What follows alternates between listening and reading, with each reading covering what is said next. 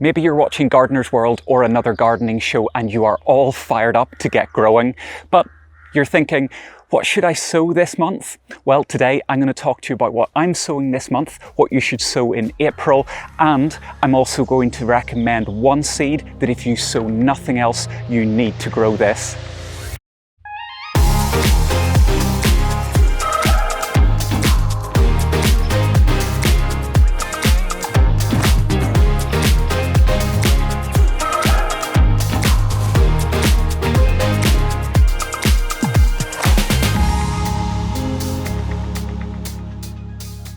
Hey everyone, how's it going and welcome back. It's April and that means that the seed sowing season is in full swing. There's no end to the seeds that you can start off at this time of year, whether they're flowers or edibles. But what I really like doing is being able to show you what I'm choosing to sow and grow this year. And the weather's improving compared to the last couple of months where I've had to present this little video inside the house. Now I can present it from inside the polytunnel. So let's go in and let's talk seeds. If you're a regular subscriber or you've already seen my monthly seed sowing videos, it's likely that you're going to notice quite a lot of crossover between this month's video in April and last month in March. If you haven't seen my March seed sowing video, I'll link it up above and at the end of this video. I totally recommend that you go and check it out as well. Between last month and this month, there's tons of good inspiration for great plants that you can start sowing for yourself. But there is a really big difference about sowing seeds this month, and that's the amount of things that can be sown directly outdoors. Compared to last month, where a lot of things just needed that little bit of extra heat or protection, now a lot of the same seeds can be sown directly outdoors. But that comes with one big caveat, which is that you need to know your own climatic conditions. For instance, here in Ireland, it's generally pretty cool, pretty damp, and we've got quite a late frost date. So the seeds that I'm going to be talking about this month, I'll be sowing them towards the end of this month rather than too early. And the big thing is it never does any harm to put off sowing your seeds for an extra few weeks. It's much better than sowing them too soon and either having one of two problems. The first one, sowing them getting hit by frost and dying, or bringing them on in pots and modules and ending up with far too many to handle. Right, so let's get started into the seeds themselves, and because there's quite a lot to get through this month, I'm going to be way more organised and group them into their main categories, the first category being root vegetables. So the first things that I'm going to be talking about are carrots. Last month I started some off and I'm going to start some more off this month as well, and I'm opting for two types this year, Amsterdam Forcing 3 and Early Nantes 2. Now, I mentioned it last month that I've never grown carrots in my life, so really this is one where I'm keeping my fingers crossed that they're going to work out nicely. The other root vegetable then that I'm growing is parsnip. Again, something totally new to me, so I've opted to go with an F1 variety that should be nice and robust and hopefully bountiful. This is Parsnip Gladiator F1. It's got the RHS Award of Garden Merit, so I'm hoping that that's going to give me a good chance of getting some decent parsnips. We'll see, and obviously I'll report back later in the year. And then the next seeds are beetroot. This is beetroot bolt hardy, and I talk about this every month because up until now I've been sowing lots of these seeds to use as baby salad leaves, but now it's time to start growing them on so that I have actual beetroots. The difference now is rather than sowing these in modules like I have here, what I'm going to be doing is I'm going to be direct sowing these into the ground and letting them mature into fully mature beetroots. And then the final two things that I'm classing as root vegetables, I hope they are classed as root vegetables, are radishes, and I'm going with two types that I've already started. One is called Cherry Belle, which is a lovely little pink, round, spherical one. And the other one is French Breakfast, which a lot of people recognize. It's more of a cylindrical one that's pink and white, and it looks really cool. And just to bring you up to speed, I've got some, whereabouts are they? They're actually here. I sowed these last month and look how well they're getting on. And in fact, they're actually starting to fatten up and produce little radishes, which is really, really exciting. Now, I talked about not growing on too many things because they end up being hard work to look after. This is case in point. You can see that although they're doing well, they're starting to burn through the energy that was in the compost and they're starting to look a little bit yellow, so I need to get them into the ground and get on with my direct sowings. Okay, so the next group of seeds that I'm going to talk about are just so easy and fulfilling to grow in your garden that you have to try at least one of them, trust me, and it's peas and beans. Last month, I started sowing some broad beans. I sowed them in modules and kept them indoors and then brought them into the polytunnel, and you can see how well they've come on. They're lovely little short, stocky plants that towards the end of this month, I'm going to plant out into the vegetable garden. Alongside those then, I'm going to put a second sowing in, but this time they're going to be direct sown into the ground. That way, I'll have plants at 2 different stages to give me loads of broad beans all the way through the season. Now, the next thing are peas, and it's time to start thinking more about main crop peas, and the one that I've opted for this year is P. Hurst Green Shaft. It's a new one on me, but the write-up suggested it was going to be really good, so I'm going to try it and I'll report back on it. The other pea that I'm growing this year are Mange Tout. Again, something that's quite new to me, but I like having variety when it comes to peas, having ones that you can shell and ones that you can eat the pod as well. They're just really versatile, particularly in things like stir fries. So I'll be sowing those. And again, these can be sown directly into the ground. They don't need to be sown under cover at the moment. And then the final thing, and I'm really excited about this one, Borlotti beans. Now, this has probably the king of confusing names, so I'm probably going to pronounce it really, really badly. This is Borlotti Stocky Witzboon. Stocky Witzboon. I'll make sure that I caption it on the screen so that you know the correct one. This is the only pea and bean that you still need to be thinking about starting under cover. I'm going to sow these in the polytunnel, get them going, and then later in May, then I'll start to plant them out. What's interesting about these is normally when I grow peas and beans, I grow them to harvest fresh, whereas with Borlotti beans, I'm going to be letting them dry and having them as dried stored beans. Totally new to me, and I'm going to be really interested to see how I get on with them. Okay, the pile of seeds is already starting to pile up, so I'm going to clear these off and we'll move on to the next thing. You know, I said I was going to be really organised about how I categorised all of my seeds. I realised something that would probably have been better discussed at the same time as talking about root vegetables, and it's these potatoes. Yes, they're not exactly seeds, they're tubers, but if you haven't already, now is the time to be getting them into the ground. And I'm going with 2 varieties this year. One is a second early and one is a main crop variety. Both go in the ground at the same time. It's just that the main crop ones are going to need longer before they mature, and then you can harvest the potatoes. So for the second early, I'm going with these. These are Charlotte, a really well-known variety of potato, and I know that I really like them. So these are going to be going into the ground very shortly, and I'm looking forward to giving them a try. And then the other ones that I'm going for are something that's new to me, and these are Pink Fir Apple. As well as the unusual name, they're kind of unusually shaped, and they're meant to have a really, really lovely taste. So I'm going to give these a go as well. And like everything else, I'm going to report back later on in the year and we'll see how well these get on.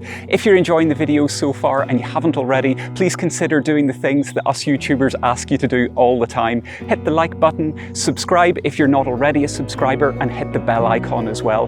Doing that tells YouTube that people like you are enjoying the videos that I make, and it also means that YouTube will recommend my videos to more people like you. Thanks everyone.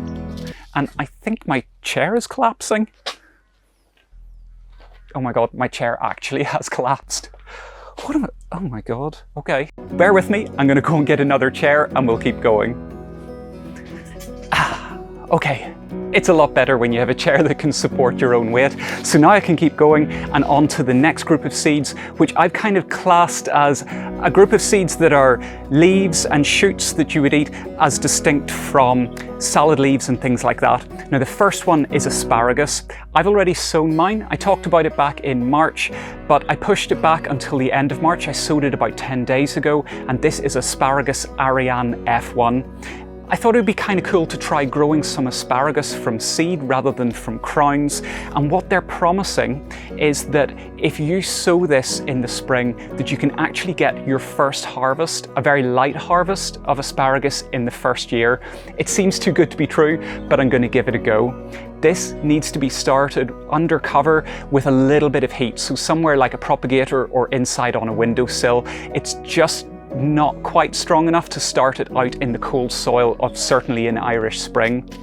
The next thing that I'm going to be growing is more bok choy. I started some again under cover last month, but this month I'm still going to be sowing it under cover just to give it that extra protection.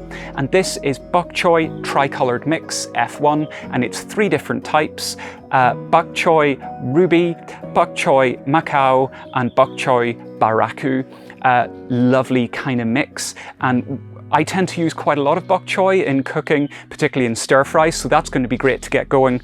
And then it's 3 real staples. The first one, spring onions. I keep sowing these because they're great to have. So many uses for those because they're lovely and mild. Spinach, this is spinach Medania or Medania. It's just a standard spinach, and as well as that I also grow perpetual spinach alongside it just to have something different. And then finally it's chard, and this is rainbow chard. Really nice if you want to harvest it early as little baby leaves, or you can let it grow. Not only does this look brilliant and ornamental, it's really nice to include again in things like stir fries. Okay, so on to the next section of seeds, and it's these brassicas. Now, this year I'm not growing any cabbages. In last month's video, I explained why. You can go back and check that out if you want to, but I am growing other brassicas. I'm growing a purple sprouting broccoli, a calabrese, a cauliflower, and Brussels sprouts. And in fact, you can see all of the little baby plants here that I sowed back in March. Now, I sowed these under cover, whereas now in April, all of these brassicas can be direct sown outside, which is really handy. So I'm going to go with another successional sowing of the same things. In terms of varieties, for the broccoli, I'm going with early purple sprouting broccoli. And then for the calabrese, or what I think of as broccoli, those big heads of broccoli, I'm going with Bellstar F1. For the cauliflower, this is cauliflower all year round. It seems to be a really hardy, just a good doer of a cauliflower. So that's what I'm going for.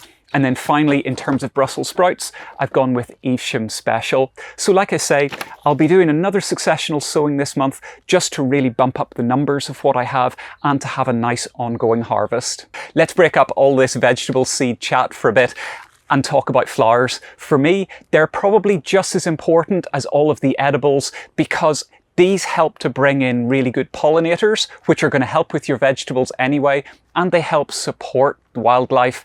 And for me, that's really important in the garden. You kind of can't have one without the other. Now, last month I talked about how I was growing sweet peas. I've got them here. They're coming on nicely. And I also started some tagetes, which are French marigolds, and some English marigolds, which are calendula. So this month I'm going to be growing on some more calendula just so that I have loads of them to fill the vegetable garden with. And then I'm going to be growing some other nice flowers. Now, what I've aimed for is to get flowers that are really particularly open. They're either single flowers or they have a really large, easy to access central cone. Those are perfect for things like bees and other pollinators. So as well as the marigolds, I'm going to be growing some echinacea. I'll be getting that started, and some cosmos. Now, I'm not going with a colour theme this year in the veg garden. It's really going to be a bit of everything. It's going to be super clashy, and I don't care. I think it's going to be great. So aside from the cosmos then, I'm going to be growing some nasturtiums. They're really nice. Nice little pop of colour, and actually the flowers are edible. I think the leaves are edible as well. Before you eat them, make sure to fact check that. And then I'm going to be trying 2 things from seed that I haven't tried before. Dahlias, I'm used to getting them in tuber form. I'm going to try growing some from seed, and bergamot. I know this from being in tea and as a flavouring, but it looks like it's got really lovely pink and purple flowers as well. So that is a nice selection of flowers, I think. I'm going to be getting all of these started this month, and some of them I'm going to start in pots, but they don't need any particular heat or cover at this time of year. So if you want to, you can just sow them directly into the soil. Salad leaves and herbs, that's the next section that we're going to hit, and brace yourself because I'm going to work through them super quick because I have a whole load of them to talk about, and I seem to talk about these every single seed sowing video I do, and that's because they're just so versatile. Early on in the late winter and early spring, you can grow them inside as little baby leaves. Then as the spring progresses, you can grow them in modules to plant out. And now that we're in April, you have all the choice in the world. You can continue to sow them and grow them like that, or you can sow them direct. So let's get stuck in. So the first thing that everybody needs is a nice all-rounder lettuce. This is salad bowl. I really like its soft texture and soft flavour because I don't like particularly bitter salad leaves. So this is one that I would recommend. Then on top of that, to add a little bit of pep and a little bit of fire into salads or other dishes, you can't go wrong with some wild rocket. Kale. I don't grow this to maturity. I grow it for baby leaves. And then the next thing, corn salad, or as I know it, lamb's lettuce, and the variety that I'm growing is Coquille de Louviers. I grow so much of this because I absolutely adore its soft, buttery texture and really mild flavour. And then continuing on, I have a general salad mix. You can get these from any garden centre. Pick one that you like. It's really handy to have just to bolster up whatever salad you're growing. And then on top of that, Swiss chard. This is pink flamingo. It's really nice as small leaves. You can let it grow on if you want, but as small leaves, it's got brilliant colour, which is really nice to add into a salad. And then in terms of herbs, I have quite a small selection of herbs that I grow regularly, but the ones that I go for are a curled parsley, a flat leaf parsley, coriander, oregano, and chives. So at the very start of the episode, I said I was going to recommend one seed to sow, even if you sow nothing else whatsoever. Well, it's the first time that I'm including this section in a seed sowing video. So I'm going to break all the rules and go with two seeds, though they are very closely linked. Courgettes and cucumbers. Now, the reason that I've chosen these is that they are just brilliant all-rounder, easy plants to grow. Nice big seeds that are easy to sow, they germinate really quickly, they grow really easily, they're not too fussy, and then they give you a brilliant harvest. Particularly in the case of courgettes, these will give you such a big harvest. I guarantee you that you're going to be giving away courgettes because you're not going to be able to use them each week. But at the same time, what's funny about that is that if you go to the supermarket, particularly if you try and buy an organic courgette, they're really quite pricey. So they're easy to grow, really rewarding, and they save you money. So in terms of the varieties that I'm growing this year, I'm going with Courgette Ambassador, which is an F1. And then in terms of cucumbers, I'm going with two different types. One is called Marketmore, which is like just a typical long green cucumber. And the other one is Crystal Lemon, which are lovely little small yellow spherical ones that are really crunchy, almost like a watermelon, only crunchier, and a really strong cucumber flavour. You have to grow some cucumbers or courgettes this year. You won't regret it. So as you can see, April is a proper bumper month when it comes to seed sowing. I'm going to be really busy for the rest of the month. If you're already into sowing your own edible or flower seeds, I bet that you're already growing a lot of these yourself, though hopefully there are a few different ones that are going to give you some ideas for things you can try. Likewise, if you've never grown edible or flower seeds before, hopefully this inspires you or gives you the courage to go out and try some yourself. So that's the end of this episode, but in the meantime, I'll link either side of me another couple of videos that I'm sure you'll enjoy if you haven't already seen them. And until next time, see you later. Bok choy. I can't even see where it says it. Bok choy. Oh yeah, okay, I found it.